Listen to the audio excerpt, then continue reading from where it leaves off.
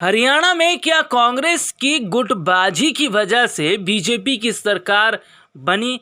क्या कांग्रेस पार्टी की खामियों की वजह से?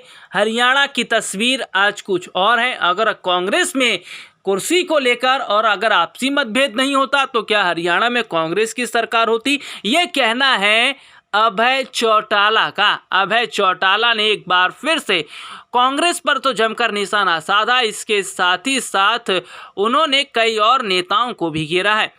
हरियाणा में इनेलो पार्टी चौधरी देवीलाल का सम्मान दिवस मनाने जा रही है। इसी को लेकर पार्टी सुप्रीमो अभय चौटाला प्रदेश भर में कार्यकर्ताओं को निमंत्रण देने के लिए पहुंच रहे हैं। इस कड़ी में अभय चौटाला को पानीपत में कार्यकर्ता सम्मेलन में निमंत्रण देने पहुंचे थे।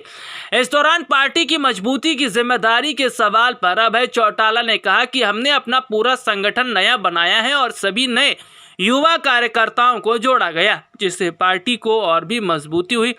चौटाला ने आगे कहा कि अब तक 33 विधानसभाओं के कार्यकर्ताओं की बैठक ले चुका हूं। एक अलग जोश और उत्साह कार्यकर्ताओं में देखने को मिल रहा है। सम्मान दिवस रैली देश और प्रदेश को नया संदेश देगी। इस मौके पर अभय सिंह चौटाला ने जेजेपी और कांग्रेस पार्टी पर निशाना साधते हुए कहा कि प्रदेश में बीजेपी की दूसरी बार सरकार दुष्यंत चौटाला ने बनवाई और तीसरी बार भूपेंद्र हुड्डा ने बनवाई। 75 पार का नारा देने वाले बीजेपी की गोद में बैठ गए, प्रदेश को लूटने का काम किया, उनका जनता ने सफाया कर दिया। अभय सिंह चौटाला ने यह भी कहा भूपेंद्र सिंह हुड्डा बेनकाब हो चुके हैं। प्रदेश की जनता जान चुकी है कि उन्होंने किस षड्यंत्र के तहत भारतीय जनता पार्टी की मदद की। जिस प्रकार जेजेपी का जनता ने सफाया किया था, उसी प्रकार अब प्रदेश की जनता कांग्रेस पार्टी की सफाया करके इंडियन नेशनल लोक दल की सरकार बनाने का काम करेगी। वहीं उन्होंने सीएम नायब सिंह सैनी को डमी सीएम बता दिया। उन्होंने कहा कि डमी आदमी को जो लिखकर दे दिया जाता है वह उसे पढ़ देते हैं।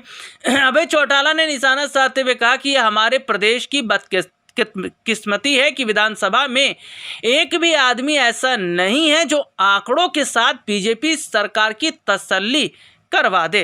अभय चौटाला ने कहा कि सरकार के आंकड़ों के मुताबिक हरियाणा में हर रोज वारदातें हो रही हैं।